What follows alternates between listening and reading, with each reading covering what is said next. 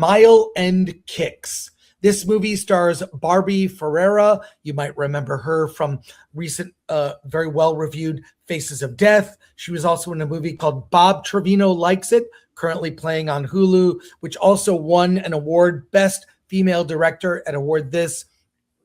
She plays a young woman who is a music critic. It's kind of set in the early 2000s, early to mid 2000s, like around 2010 or so. Does she work for Spin Magazine? She works for like Spin Magazine or Spin Like Magazine. She's based in Toronto, ends up moving to Montreal to cover the indie music scene there. And she's very endearing to follow. She starts actually hanging out with this band and becomes friends with everyone in the band. She starts sleeping with the lead singer. She kind of has dalliances with other people in the band. She's struggling to find her place in Montreal, renting a room in an apartment that she found on Craigslist. She's ends up trying to form a friendship with her roommate. And without going into super detail about the sort of episodic events of the film, it really captured this era before social media and cell phones kind of took over our mass consciousness. This is sort of predates that, where cell phones are there, but they're not the dominant part of our lives.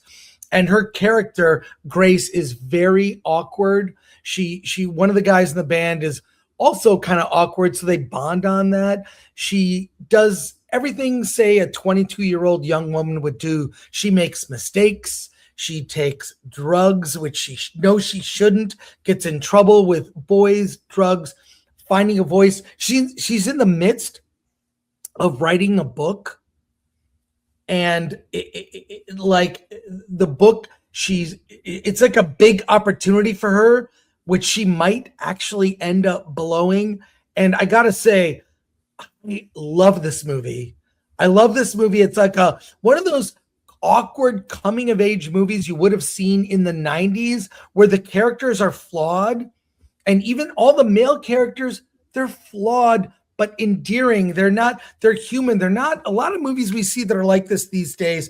They tend to have the male characters are complete caricatures. They're just bad men. These are not bad men. They're guys in a band that I want to hook up with girls. I want to do this stuff. And they have some endearing qualities. They're flawed, as is everyone in the movie, including Grace, who a very flawed character. And I just, from everything from the music to the vibe, it kind of brought me back to my own coming of age, like going to bars and seeing bands and maybe drinking too much and making mistakes. And I have not seen a movie like this in so long. It's a kind of romantic comedy where it's not like your cliches where it hits the beats of every cliche. It just feels real. It's a kind of indie romantic comedy they used to make in the 90s. Thoroughly loved it. It's directed by, I think this is her second or third feature, Chandler Levac. I went to a screening at the AMC Burbank 16, a public screening, where they did a Q&A with the director Chandler Levac and Barbie Ferreira. It's on our channel for members only. If you're a member, check out that Q&A. She also, Chandler, directed a movie that came out last Friday. She had two movies open on one day. The movie is Roommates, and it's on Netflix, and it stars Adam Sandler's daughter, and it's produced by Adam Sandler's production company. It's about two roommates in college who have a falling out. It's a raunchy comedy. I thought was very fun. So you're getting a double recommendation here. Mile End Kicks, playing in limited release in theaters. I'm recommending it. And Roommates, kind of a fun, kind of raunchy comedy that, two girls in college don't get along. They're roommates, start out best of friends, and things go awry. I really love this film. Barbie Ferreira, I guess I've seen her in so many things. I just really like her. I guess is she in Euphoria? She's in the I don't watch that show.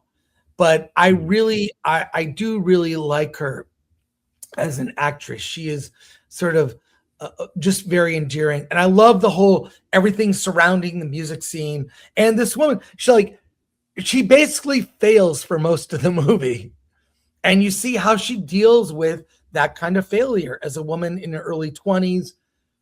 I don't want to ruin anything specific about it, but there are just great awkward moments of comedy, totally due to Barbie Ferrer's performance. So check that out. It will make you smile.